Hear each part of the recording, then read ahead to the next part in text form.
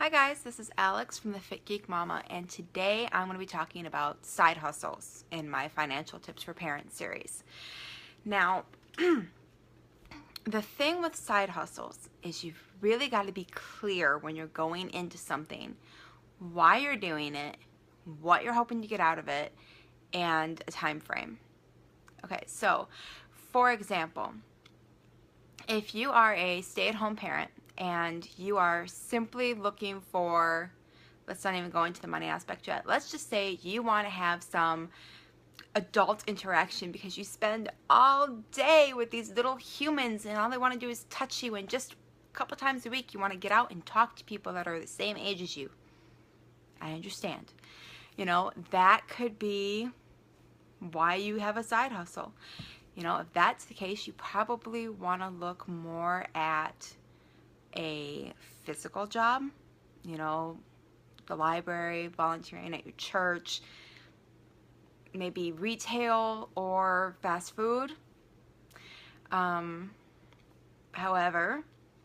the complication with that is the timing, of course. And obviously, if you're working a side hustle that's for somebody else, especially in anything I just mentioned, you're going to be outside of the home for whatever your hours are. And even though you can tell them, hey, I can only work this day or that day, or from this time to this time, if they don't have availability for you in those hours, then you're not working. Now, volunteering might be a little easier just because they're not paying you, so they're a little more flexible with what they're willing to accept with work schedule. But then we go back to the real reason most people get a side hustle, and that is for the money. No sugarcoating to this, okay? You get a side hustle because you want some spending money, or because you have a debt, a car loan, something that you want to pay it off and you want to pay it off right now, or you want to help out your spouse and you want to cover the mortgage payment every month. And that's one of the things when you're considering getting a side hustle, you need to be really clear about what it is you're looking to get out of that side hustle. Are you looking for something short term or long term? Are you looking for something that is a full-time income on part-time hours? Are you looking for something, that is simply going to allow you to interact with other people out in the world? Or do you want to make money off of it? Don't get me wrong. A lot of times you can get that adult interaction and make money as a bonus. That's a side effect of wanting to get out and talk to people. Hey, bonus, you make money too, and there's nothing wrong with that. But again, if you're going out for a side hustle, there's a time commitment and some time away from family and logistics with, spouse getting off work if you've only got one car. So these are all just things you need to think about. But yeah, so the first thing you need to be really clear on is what you're looking to do. And if you're looking to make money, you need to be very clear on how much money you're looking to make.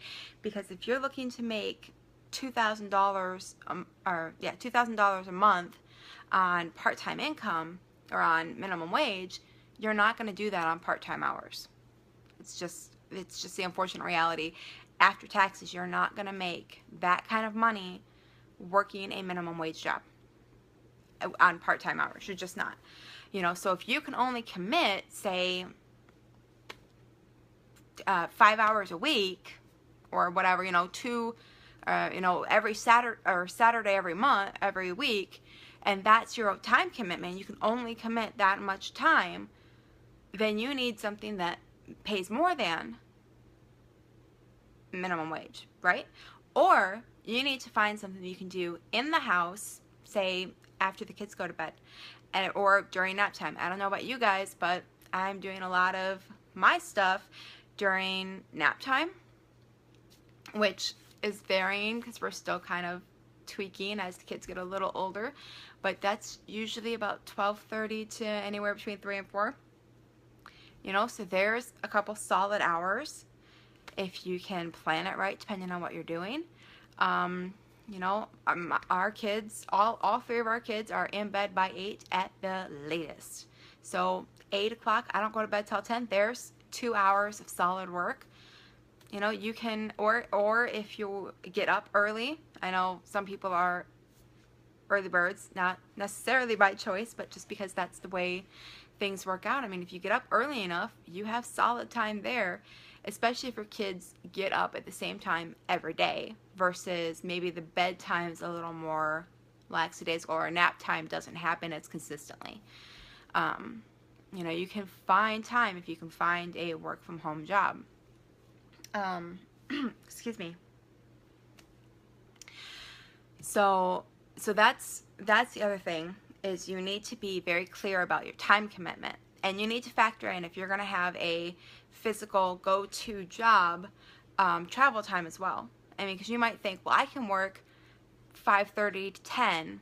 Well, but you know, if you have a spouse that works outside of the home, you have to give time for him to get home, and then you have to give time for you to get out into your job, which doesn't necessarily always go so smoothly right around that dinner time.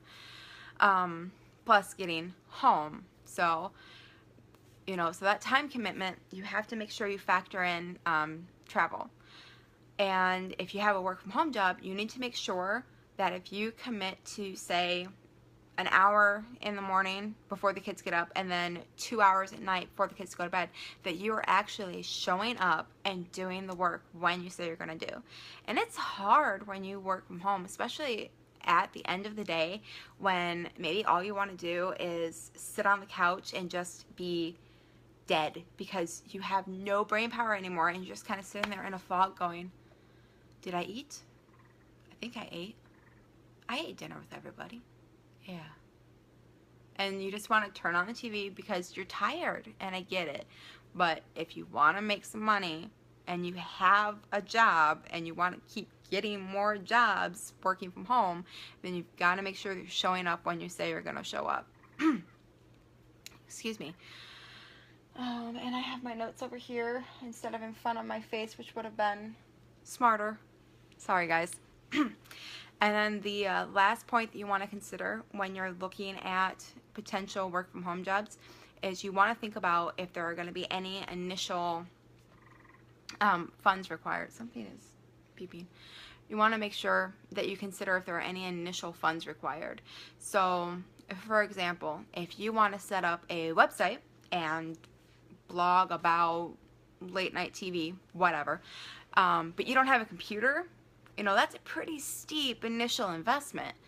But if you have a computer and you have internet at your house already, you know, even if you don't have a word processing program, or I mean, even purchasing the domain name and setting up a host server and all that other stuff, really, if you shop it correctly, it's not necessarily that much money.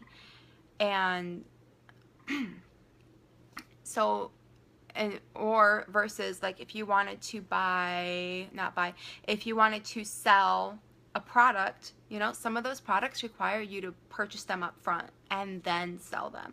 And, you know, you may not have the money to purchase these products. What is that? Okay, I'm sorry, something's trilling at me. You know, you may not have the money to purchase those products up front, and that's probably not the best idea for you. But, you know, so you consider that initial investment, and you make sure that you cover all of the, like if your business has any fees, like if you're going to be selling for somebody, you want to make sure that you know about all of those fees in advance, and that when you're looking at your budget, that you add in those fees for your business, and you really consider, you know, and just jumping back to time commitment real quickly. You know, you have that initial investment, but you also have an initial time period where you are working and building momentum and getting it going and you might not be making any money in the beginning. You know, it might take a couple of months, especially if you do something that has a program. Like there's proofreading. There are proofreading courses out there, or bookkeeping, where you purchase a program and then you have to go through it and then you take tests and then you're certified. You know, that is a time commitment right there, and usually costs, depending on the program, a good chunk of change too. You know, but that's a time commitment too, and you know, you have to think about that as well as the initial investment. It's not just an initial investment of money, but an initial investment of time. You know, if you drop 20 bucks, $1,000 on something, how long are you going to commit to working that? And I mean, knuckle down, work that before you see a profit or any income. I mean, you may not even after you have income coming in, you may not have a profit yet for a little while after that even. You know, so these are all things you want to think about when you're talking about a side hustle, especially if you're considering a long-term scalable business. You know, you need to be aware that as an entrepreneur, it's going to take some time to build that momentum and to start seeing an income, much less a profit. You know, and so then the last point when you're thinking about a side hustle kind of goes back to, you know, why you're doing it. You know, I said that you can have a reason to want to work that's not just to make money. And, you know, and making the money can be the bonus to the reason that you want to work. You know, and if you want to, I'm drawing a blank here, you know, if you want to work just so you can interact with people, that's great. And the bonus is earning an income. If you want to work because you feel really strongly about, it's late, my brain shut down, I'm sorry. You know, if you want to do, I know Habitat for Humanity is volunteer, but you'll get the idea. You know, if you feel really strongly about Habitat for Humanity, then, you know, you're gonna make the time to go and do that. You know, Food Bank probably runs on volunteers. I would have to look into that.